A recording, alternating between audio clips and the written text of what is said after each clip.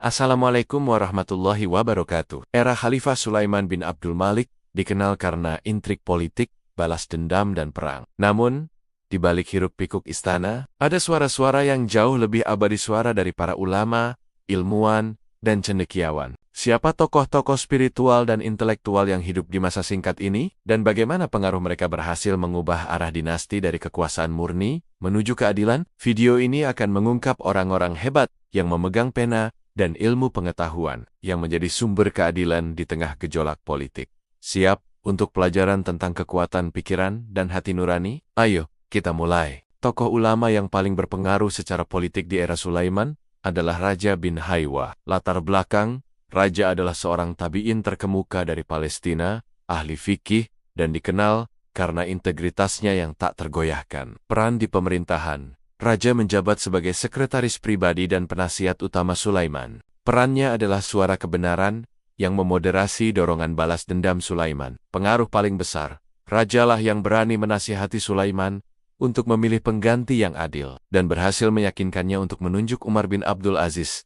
Tanpa raja, era keadilan Umar kedua mungkin tidak akan pernah ada. Ia adalah contoh sempurna dari bagaimana ulama dapat mempengaruhi kebijakan tertinggi. Tokoh intelektual dan spiritual berikutnya adalah Umar bin Abdul Aziz sendiri. Meskipun ia adalah Pangeran Umayyah, reputasinya sebagai cendekiawan dan ulama yang hebat jauh melampaui ambisi politiknya. Pendidikan di Madinah.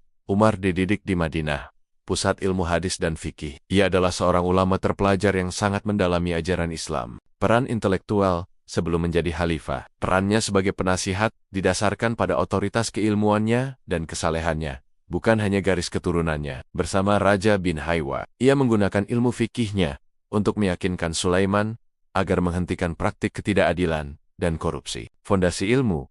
Masa Sulaiman adalah tempat Umar menguji dan menerapkan prinsip-prinsip Islam dalam administrasi negara, menyiapkan dirinya untuk masa reformasi drastis setelah ia menjadi khalifah. Sementara drama politik terjadi di Damaskus, pusat ilmu pengetahuan, terutama Madinah, terus menghasilkan sendekaiwan-sendekaiwan hebat yang hidup di era Sulaiman. Meskipun mereka tidak terlibat langsung di istana, ilmu mereka adalah sumber legitimasi spiritual dinasti. Sa'id bin al-Musayyib, fikih dan hadis. Salah satu tabi'in terbesar dan ahli fikih terkemuka di Madinah. Ia adalah guru dari banyak ulama besar generasi berikutnya. Kematiannya diperkirakan terjadi di sekitar masa pemerintahan Sulaiman. Urwah bin Az-Zubair, sejarah. Fikih, cendekiawan Madinah, yang terkenal karena pengetahuan luasnya tentang sejarah Islam awal, sirah, dan hadis. Ia adalah salah satu yang pertama kali mengumpulkan catatan tentang kehidupan Nabi Muhammad secara sistematis. Dampak kehadiran para ulama ini di Madinah menjaga tradisi ilmu pengetahuan tetap hidup, memastikan bahwa terlepas dari hiruk-pikuk istana Umayyah, sumber-sumber hukum dan spiritual Islam tetap murni dan terus diajarkan. Meskipun masa pemerintahan Sulaiman sangat singkat, hanya 28 bulan, era ini mewarisi perkembangan intelektual dari masa Al-Walid dan Abd al-Malik. Ilmu administrasi diwan.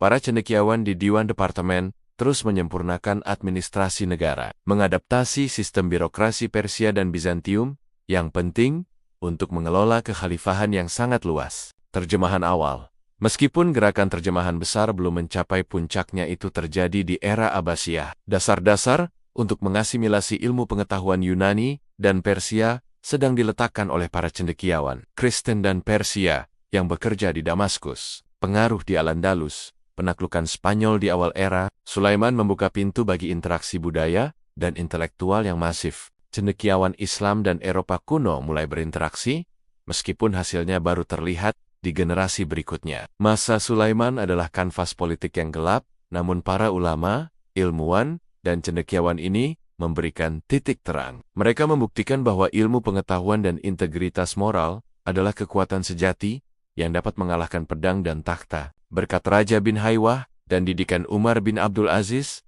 nurani kekhalifahan berhasil diselamatkan. Jangan lupa untuk like video ini jika kalian suka, dan subscribe channel ini untuk mendapatkan konten sejarah Islam dan dunia lainnya yang tidak kalah seru. Sampai jumpa di video berikutnya. Wassalamualaikum warahmatullahi wabarakatuh.